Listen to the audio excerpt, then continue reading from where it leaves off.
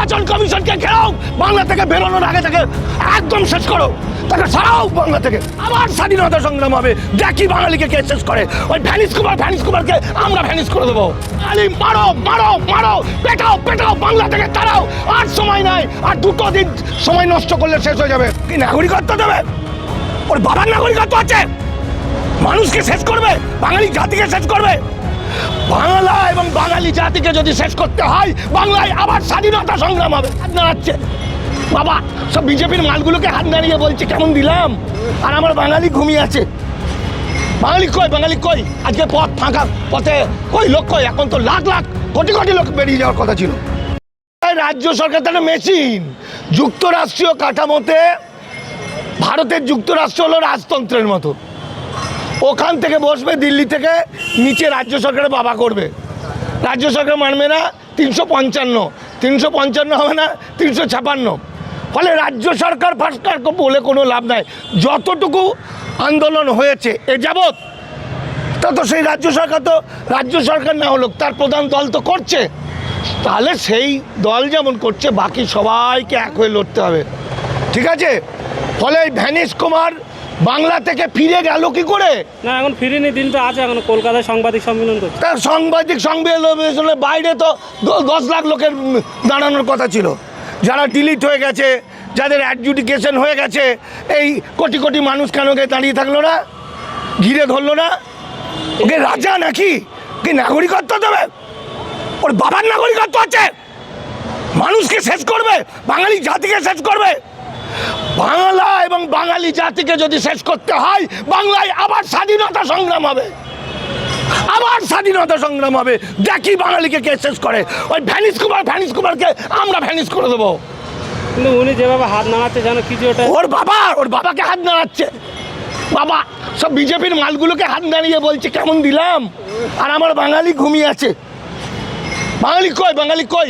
আজকে পথ ফাঁকা, পথে কই লোক কই? এখন তো লাখ লাখ কোটি কোটি লোক বেরিয়ে যাওয়ার কথা ছিল। ফলে কাঠ খাবে, ফার্নিচার হাঁকবে বাঙালি। বাঙালি যদি বাঁচতে চায়, সমস্ত পার্টির লোক এক হতে হবে, সমস্ত ধর্মবর্ণের মানুষ এক হতে হবে, বাঙালি হয়ে উঠতে হবে। এবং এই লড়াই, স্বাধীনতার লড়াই, কোটি কোটি মানুষকে বেনাগরিক করে বাংলাকে ধ্বংস করবে, বাঙালি জাতিকে ধ্বংস করবে। প্রতি বছর জন্ম হবে অবৈধ অনুপ্রবেশকারী। 6 নম্বর ফর্ম ফিল আপ করে ভোটাধিকার চেয়েছে কতজন? 9.5 লক্ষ। কতজন পেয়েছে? 1.5 লাখ। তাহলে 1.5 লাখ, 9.5 লক্ষ মানুষের প্রতি বছর যখন 10 লাখ 12 লাখ ভোটার তালিকায় নাম ওঠে, 18 বছর বয়স, তাহলে এবার 9.5 লাখের জায়গায় কতজনের নাম উঠলো? মাত্র 1.5 লাখ। তাহলে এই বাকি 9.5 লাখ সে কি বেনাগরিক হয়ে যাবে? তার মানে গল্পগুলো আলাদা। সুতরাং এখনো বলছি, একত্রিত হন, হাতে হাত মেলান। ওয়াকফ সম্পত্তির সব হেরে গেছে। এই দেখুন ভাইজান মুখ্যমন্ত্রী আমার বই, এর মধ্যে ডকুমেন্ট দিয়ে দেখাবো নৌসাদ হলো RSS এর স্লিপার সেলের লোক। আমি বলেছি তোর বাপের যদি ক্ষমতা থাকে আমার বিরুদ্ধে মামলা কর। একজন উকিল ফোন করেছিল নৌসাদ সিদ্দিকীর, সে তো আমাকে অনেক কিছু বলার পর লাস্টে স্যার বলছে, লাস্টে স্যার আমার বাপের ক্ষমতা থাকলে একজন খালি আমার বিরুদ্ধে একটা মামলা করো, দেখি আমি এক ডকুমেন্ট দিয়ে দেখিয়ে দেবো যে RSS এর স্লিপার সেলের লোক হলো নৌসাদ সিদ্দিকী। এই তো এই তালিকায় আর কে কে আছে মুসলিম নেতারা? আর কারো আমি সবার সঙ্গে ঝগড়া করবো না, আমি একজন।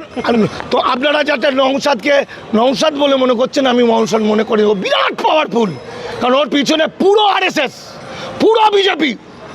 ফলত একটাকে ধরতে হবে।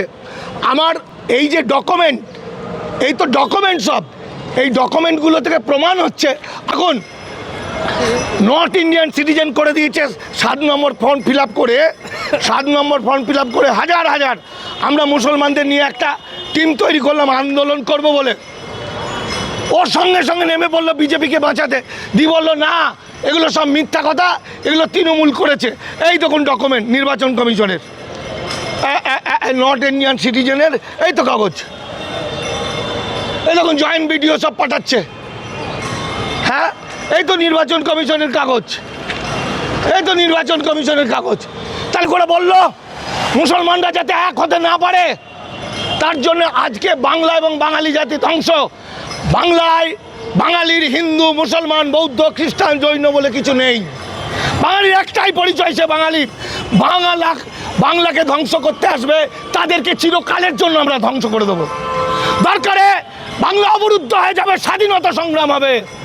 দেখবো কত বড় জ্ঞানেশ কুমার, কত বড় ভ্যানিশ কুমার আমার বাংলার নাগরিকদের কৃতদাস বানায়। এটাই আমার শেষ কথা। কাঠবিড়ালি হতে হবে, যে যেভাবে পারেন বাংলাকে বাঁচাতে হবে, বাঙালিকে বাঁচাতে হবে। রাজনীতি ফাজনীতি ভুলুন, ভুলে এখন এক হয়ে মানুষকে বাঁচান। শুভেন্দু অধিকারী দেখছি এই ঘটনা চলাকালীন তিনি বলছেন যে সিএতে আপিল করুন, আপনারা নাগরিকত্ব পাবেন, যারা মতুয়া আছে তাদের। দেখুন, যারা ডিলিট হয়ে গেছে তাদের তো যতই বলুক আর কিছু করার নেই, নথি তো সব ডিলিট। এক আর দু নম্বর হচ্ছে সিএতে আবেদন করলে যে একজনও পাবে না, এই নিয়ে হাজারবার বলেছি, ডকুমেন্ট দিয়েছি, গবেষণা করেছি, বই লিখেছি। এগুলো টুপি পরানো গল্প। আজও যে সমস্ত মতুয়ারা বা উদ্বাস্তুরা তাকে বিশ্বাস করবে, মরবে তার আগে তাকে মার। তুই মরার আগে তাকে মার। মানুষের ধর্ম, বাঁচার জন্য মানুষ সব কিছু করতে পারে। তোর বাচ্চা কাচ্চা সব শেষ করবে, তোর পরিবার, তোর মা, তোর বাবা সব বেনাগরিক বানাবে। তাহলে তুই আগে মার ওকে, মার তারাকে, মেরে তারা করবে না, মরবে।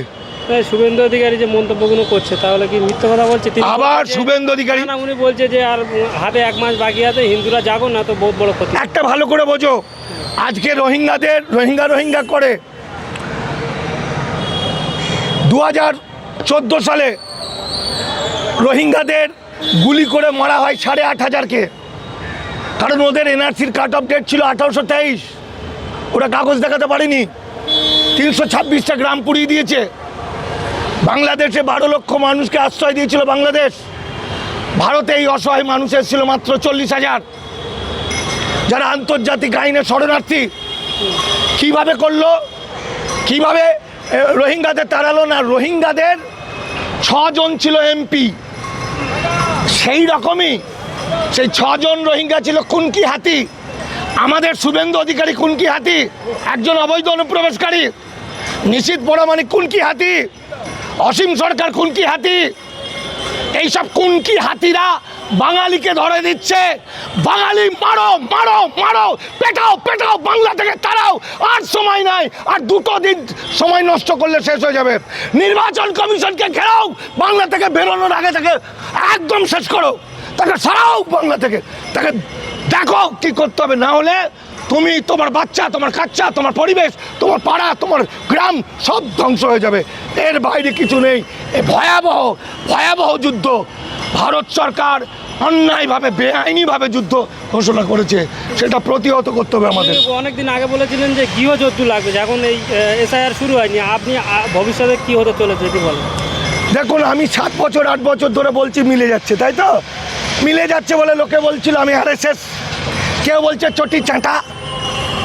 আমি যেমন বলছি অন্য কেউ বললেও মিলে যেত। এটা আমার গবেষণা। যে কোনো জন্য গবেষণা করবে একই কথা বলবে। আমি তো আইনের বাইরে কিছু বলছি না। কারো বাপের ক্ষমতা, কোনো নেতা, মন্ত্রী, এমএলএ, এমপি আমার বিরুদ্ধে একটা মামলা করুক যে মানিক ফকির এই মিথ্যা কথা বলছে। এ কারণে সুপ্রিম কোর্ট, হাইকোর্টের উকিলরা আমার বই পড়ে এখন। ফলে বাংলা শেষ হতে চলেছে। এখনও বাঙালি যদি একত্রিত না হয়, বাংলা আর বাঁচানো যাবে না। চিরকালের জন্য একটা উপনিবেশ হবে। গুজরাটি, মারোয়ারি পুঁজি এবং তাদের ব্যবসাদাররা আর বাংলার শুভেন্দুর মতো কিছু দালাল, তারা বাঙালিকে কৃতদাস বানাবে, বন্ডেড লেবার বানাবে।